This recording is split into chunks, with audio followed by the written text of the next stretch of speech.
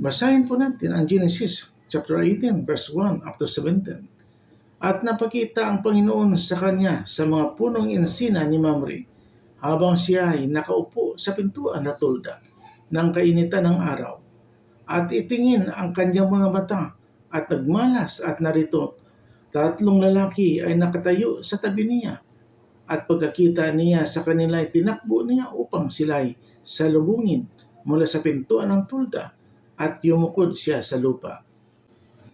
At nagsabi, Panginoon ko, kung ngayon nakasumpo ako ng biyaya sa iyong paningin, ay pinamamanhin ko sa iyo na huwag mong lagpasan ang iyong likod.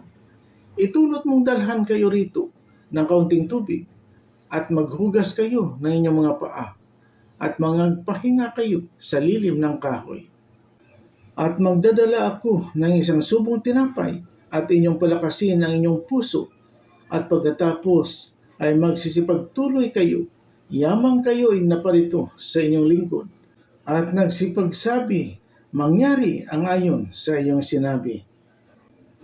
At si Abraham ay nagmandaling napasatuldan ni Sarah at sinabi, maghanda ka kaagad ng 3 takal ng mainam na harina, iyong tapayin at gawin mong mga munting tinapay.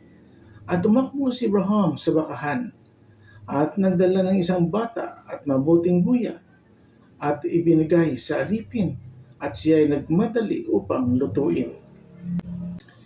At siya ay kumuha ng mantikilya at ng gatas at ang goyang niluto niya at inihain sa harapan nila at siya ay tumayo sa siping nila sa lilim ng punong kahoy at sila ay nagsikain at sinabi nila sa kanya, saan naroon si Sarah na iyong asawa?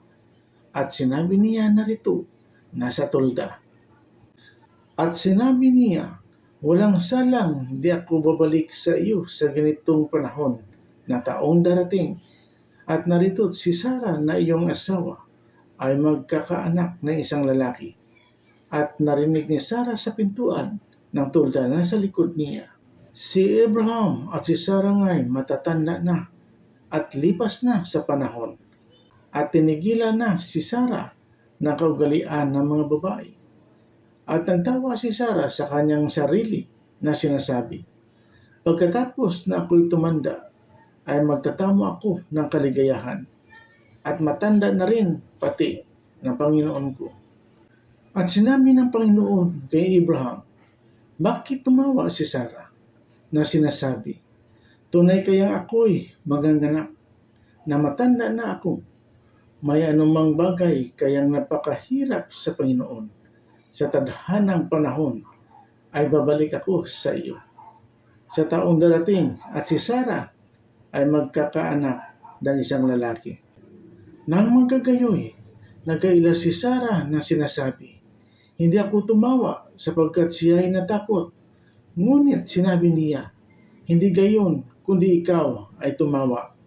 At ang nagtindig doon ang mga lalaki at ang nagsitingin sa dakong Sodoma at sinamahan sila ni Abraham upang ihatid sila sa daan.